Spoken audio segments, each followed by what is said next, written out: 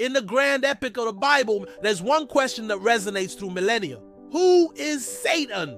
Is he a fallen angel, a serpent in Eden, a roaring lion, or the great deceiver of the end times? Today we trace the biblical story of Satan from Genesis to Revelation, uncovering who this shadowy figure really is. Our story starts in the very beginning, in the idyllic setting of the Garden of Eden. Here, we don't meet Satan as a distinct character, but rather in form as a serpent that tempts Eve. He appears as a master manipulator, saying, "You will not surely die. God knows that when you eat from it, your eyes will open and you will be like God, knowing good and evil." Notice the deception here. Satan twists God's words, perverting the truth. He doesn't outright deny God's commands, but introduces doubt and disobedience.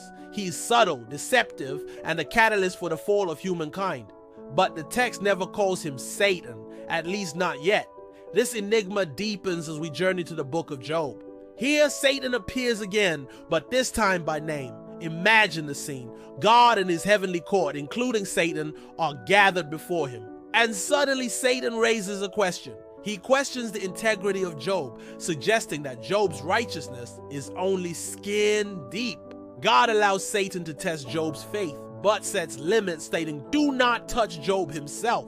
This passage challenges us to consider, is Satan a force beyond God's control? If not, why does God allow Satan to tempt his people? Is it to test their faith or to highlight Satan's accusations? Moving forward, we encounter Zechariah. In his vision, Satan stands at the right hand of the high priest Joshua, ready to accuse him.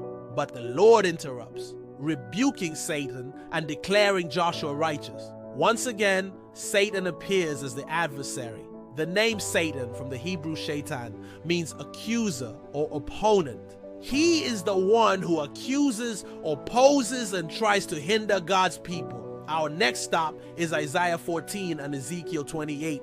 Although not named directly as Satan, these passages describe a morning star or son of the dawn that has fallen from heaven.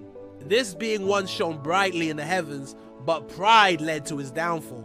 How I will make myself like the Most High. I will ascend to the heavens above the reach of the stars of God. I will preside on the throne of God far away in the north. I will sit in the highest heavens like God. Christians have traditionally interpreted these texts as describing Satan's fall, with Lucifer taken from the Latin translation of morning star. This fall is marked by pride and a desire to exalt oneself above God. Our journey brings us to the heart of Jesus' ministry in the Gospels. Here, Satan takes on his most active role. He tempts Jesus in the wilderness, testing his humanity. "If you are the Son of God, command these stones to become bread. You may do these things for yourself.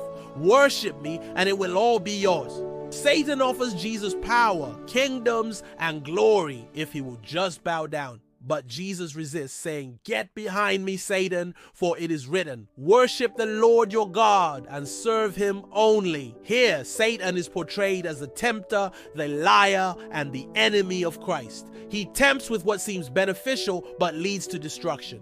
He lies by twisting the truth, and he is the sworn enemy of God and his people. As we delve deeper into the New Testament, we discover Jesus' words. He was a murderer from the beginning and does not stand in the truth, for there is no truth in him. When he lies, he speaks his native language, for he is a liar and the father of lies. This declaration by Jesus in John's Gospel further illuminates Satan's character. Jesus labels Satan as the father of lies, emphasizing Satan's tendency to distort the truth. This perspective challenges us to discern truth from falsehood in a world where deception runs rampant. The Apostle Paul also warns the Ephesians about Satan's tactics, saying, "And no wonder, for Satan himself masquerades as an angel of light."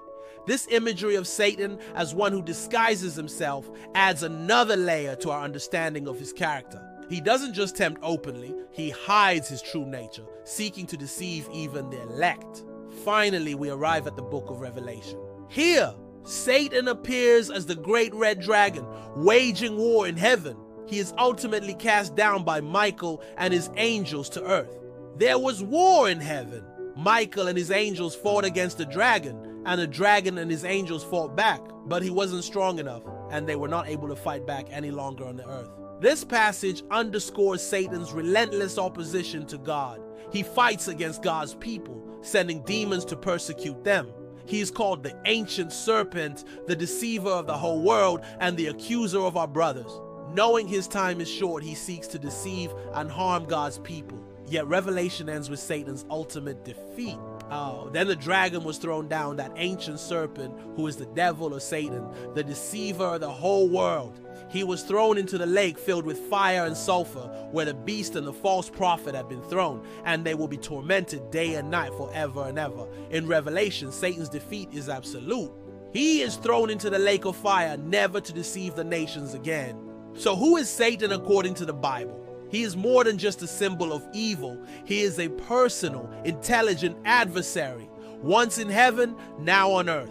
From the serpent of Eden to the dragon of Revelation, he is the tempter, the accuser, and the ultimate enemy. But the Bible also declares that his power is limited and his defeat is certain.